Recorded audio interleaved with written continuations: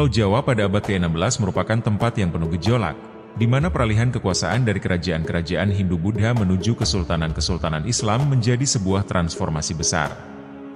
Di tengah situasi ini, dua kerajaan besar berdiri tegak dengan ideologi yang berbeda, Pajajaran di bagian barat sebagai benteng terakhir Hindu-Buddha, dan Kesultanan Demak di bagian tengah yang berkembang pesat dengan kekuatan Islam. Konflik antara kedua kekuatan ini bukan sekadar perang wilayah, tetapi sebuah benturan besar antara dua keyakinan yang akan mengubah wajah Nusantara. Kerajaan Pajajaran berdiri dengan kokoh di Jawa Barat sebagai pewaris terakhir dari kejayaan Hindu-Buddha di Nusantara. Pada masa kepemimpinan Prabu Surawisesa, Pajajaran menikmati kejayaan dalam bidang perdagangan, seni, dan spiritualitas. Pajajaran juga dikenal karena posisi strategisnya di jalur perdagangan internasional yang menghubungkan Nusantara dengan India dan Tiongkok. Dengan agama Hindu-Buddha sebagai pusat kehidupan spiritual, Pajajaran menjadi simbol perlawanan terhadap arus Islamisasi yang kian menyebar di Pulau Jawa. Kuil-kuil megah dan ritual keagamaan yang melibatkan dewa-dewa Hindu-Buddha mewarnai kehidupan masyarakat Pajajaran.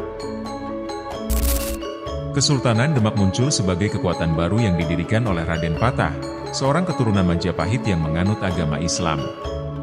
Demak bukan hanya sebuah kerajaan, tetapi juga pusat penyebaran Islam di Pulau Jawa. Dengan dukungan para wali yang dikenal sebagai Wali Songo, Demak berhasil menyebarkan ajaran Islam ke berbagai wilayah Jawa. Sunan Kalijaga, Sunan Kudus, dan Sunan Bonang adalah beberapa tokoh penting yang memainkan peran sentral dalam mendidik masyarakat Jawa agar menerima Islam dengan metode yang damai dan penuh kebijaksanaan. Selain itu, Demak memiliki kekuatan militer yang besar dan menjalin hubungan perdagangan dengan berbagai kerajaan di Asia Tenggara, yang semakin memperkuat posisinya sebagai pusat kekuatan politik dan agama di Nusantara. Ketika Islam mulai menyebar di berbagai wilayah Jawa, Pajajaran merasa ancaman semakin nyata. Sebagai kerajaan Hindu-Buddha yang kuat, Pajajaran menolak setiap upaya Islamisasi di wilayahnya. Demak, di sisi lain, melihat Pajajaran sebagai hambatan terakhir dalam upaya penyebaran Islam di seluruh Jawa. Sunda Kelapa, pelabuhan strategis Pajajaran yang terletak di pesisir barat laut, menjadi target utama Demak. Pajajaran tidak hanya menghadapi ancaman militer, tetapi juga ancaman ideologis karena semakin banyak masyarakat yang berpindah keyakinan ke Islam. Pajajaran kemudian memperkuat pertahanan di perbatasan untuk mengantisipasi kemungkinan serangan dari Demak. Pada tahun 1527, Kesultanan Demak di bawah pimpinan Fathahillah melancarkan serangan besar ke pelabuhan Sunda Kelapa, yang saat itu merupakan salah satu pusat perdagangan utama di Jawa Barat.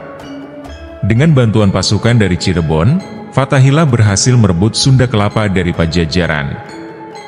Dalam pertempuran yang berlangsung sengit, pasukan Pajajaran terpaksa mundur karena kalah dalam jumlah dan strategi.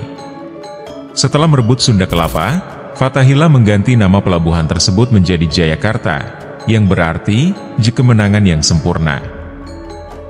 Kemenangan Demak ini tidak hanya melemahkan kekuatan ekonomi Pajajaran, tetapi juga memukul moral pasukan dan rakyatnya. Kejatuhan Sunda Kelapa menjadi tonggak penting dalam sejarah penyebaran Islam di Jawa Barat. Nama baru, Jayakarta, melambangkan kemenangan Islam atas wilayah yang sebelumnya dikuasai oleh kerajaan Hindu-Buddha. Demak ini semakin memperluas pengaruhnya di wilayah pesisir utara Jawa, sementara Pajajaran perlahan-lahan kehilangan kekuatan dan sumber dayanya. Jayakarta berkembang pesat sebagai kota dagang yang menghubungkan berbagai kerajaan Islam di Nusantara dengan dunia luar. Perubahan ini mempercepat proses Islamisasi di wilayah tersebut, terutama dengan masuknya pedagang-pedagang dari Arab, Gujarat, dan Cina Muslim. Selain kemenangan militer, faktor kunci dalam penyebaran Islam adalah peran Wali Songo dalam menyebarkan ajaran Islam melalui budaya dan seni. Sunan Kalijaga, misalnya, menggunakan pendekatan yang halus dengan memadukan budaya Jawa dan Islam. Lewat seni wayang, tembang, dan ritual-ritual yang bersifat sinkretik, masyarakat Jawa secara bertahap menerima nilai-nilai Islam tanpa merasa terasing dari tradisi lama mereka. Di sisi lain, Sunan Gunung Jati memainkan peran sentral dalam Islamisasi Cirebon dan daerah-daerah di pesisir Jawa Barat, yang menjadi basis kuat bagi penyebaran Islam lebih lanjut.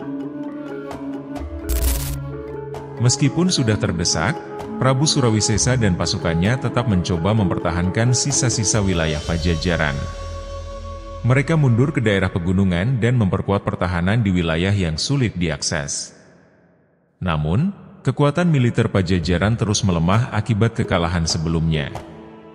Pada akhirnya, Pajajaran tidak mampu menghadapi serangan-serangan selanjutnya dari Demak dan sekutunya. Kerajaan Hindu terakhir di Jawa Barat itu runtuh, dan bangsawan-bangsawan yang tersisa melarikan diri ke pedalaman atau menerima ajaran Islam demi menyelamatkan diri. Meskipun sudah terdesak, Prabu Surawisesa dan pasukannya tetap mencoba mempertahankan sisa-sisa wilayah Pajajaran.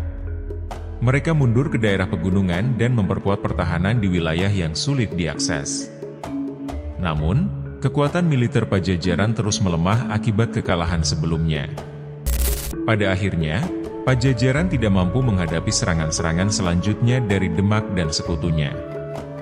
Kerajaan Hindu terakhir di Jawa Barat itu runtuh, dan bangsawan-bangsawan yang tersisa melarikan diri ke pedalaman atau menerima ajaran Islam demi menyelamatkan diri. Dengan runtuhnya Pajajaran, proses Islamisasi di Jawa Barat berlangsung lebih cepat. Kerajaan-kerajaan kecil yang tersisa di wilayah tersebut memilih untuk tunduk kepada Demak atau sekutunya, Cirebon, dan menerima ajaran Islam. Para pedagang, ulama, dan bangsawan memainkan peran penting dalam menyebarkan ajaran ini ke masyarakat luas.